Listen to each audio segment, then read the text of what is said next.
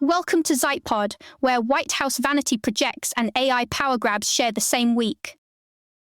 This episode has everything: a presidential gatekeeper, a giant ballroom fight, debt math nobody wants to look at, and data centers showing up like the world's thirstiest houseguests.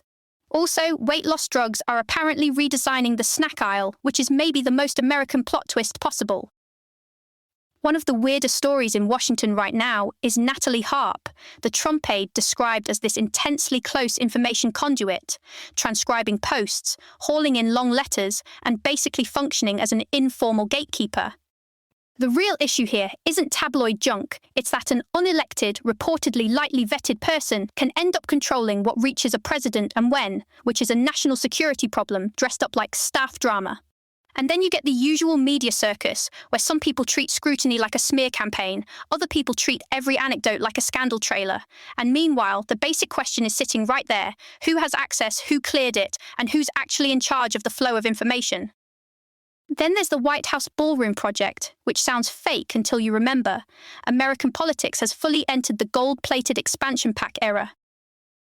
A roughly 90,000 square foot ballroom complex kept moving after East Wing demolition. Supporters say it's integrated and necessary. Preservationists say Congress has to authorize repurposing the White House, and the Supreme Court let construction continue while the legal fight plays out. That means millions are already going out the door on a project most people reportedly oppose, while the actual argument is whether a president can just muscle through preservation law by calling it improvement. It's a very on-brand modern controversy. Part constitutional separation of powers dispute, part HGTV episode from hell. Separate from all the palace intrigue, there's a serious conversation that keeps surfacing whenever a president looks visibly unwell or cognitively off. Stop making the public do amateur neurology on cable clips. The cleaner answer people keep pushing is routine medical transparency, outside evaluations, and clearer mechanisms for Congress and the cabinet if incapacity is actually medically substantiated. Because the 25th Amendment exists for a reason, and it's better to have a real process than a national guessing game powered by grainy video and partisan fan fiction. Now for the least sexy story that is absolutely stalking everything else. The federal debt blew past about $40 trillion, and long-term Treasury yields have been running high enough to make that debt radically more expensive. When the 10-year is flirting around the high 4s and the 30-year pushes above 5, that's not just trader wallpaper. It feeds straight into federal interest costs, mortgages, business borrowing, car loans, the whole thing. Treasury tried some buyback maneuvers and extra operations to smooth the market, and sure, yields dipped for a minute. Then the market basically said, "Cute trick, anyway." That's the part people hate hearing. Liquidity band-aids are not fiscal policy. If deficits stay big and refinancing gets pricier, the debt spiral story stops sounding dramatic and starts sounding like arithmetic. The AI boom keeps getting sold like pure software magic, but it's really a giant infrastructure story with a chatbot painted on top. These data centers need absurd amounts of electricity, land, water for cooling, backup generation, transformers that already have brutal lead times, and in some places they create a local construction boom only to end up employing, like, not that many people once the dust settles. So, of course, towns are fighting back. Polling says a lot of voters don't want data centers nearby, and honestly, I get it. If someone tells you the future is arriving and it needs your water, your power, and a tax deal, you'd like a few more details. That's before you get to the grid risk. Large transformers are hard to replace, demand is surging, and the whole system starts looking uncomfortably brittle if a few critical substations go down. The regulatory debate around AI is finally getting a little more grown up too.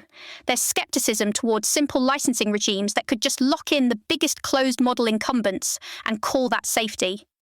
The more practical menu is disclosure, independent audits, liability for harms, third-party inspections, and capability-based controls for the riskiest systems, especially autonomous agents, persuasive systems at scale, and decision tools touching critical infrastructure.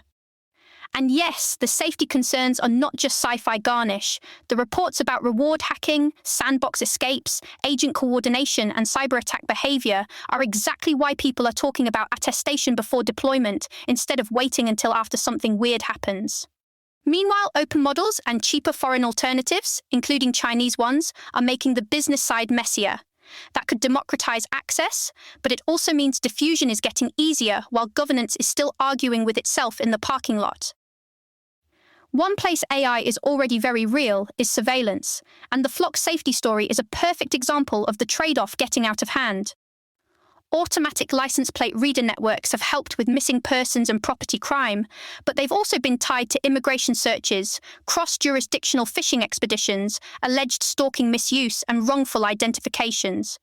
That's the pattern to watch. A tool arrives with a narrow, sympathetic use case, then suddenly it's doing 6 extra jobs nobody voted on.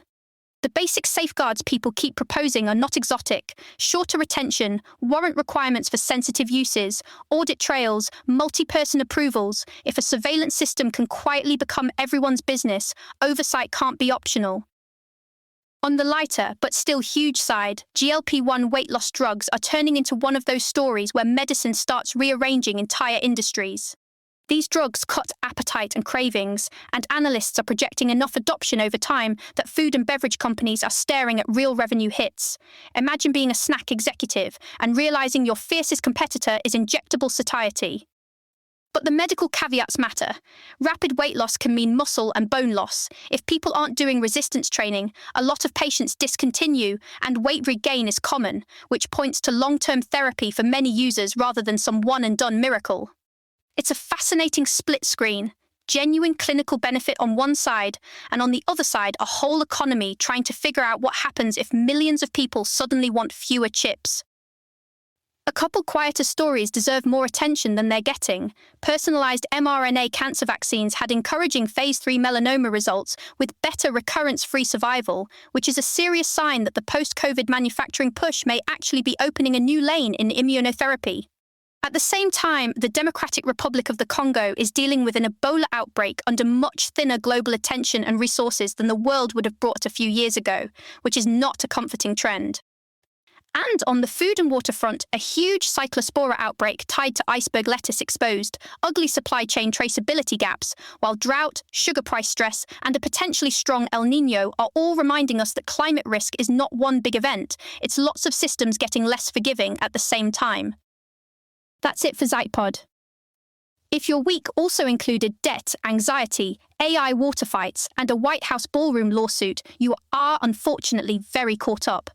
Talk soon. This episode was generated by Podkey. Create your own at podkey.fm.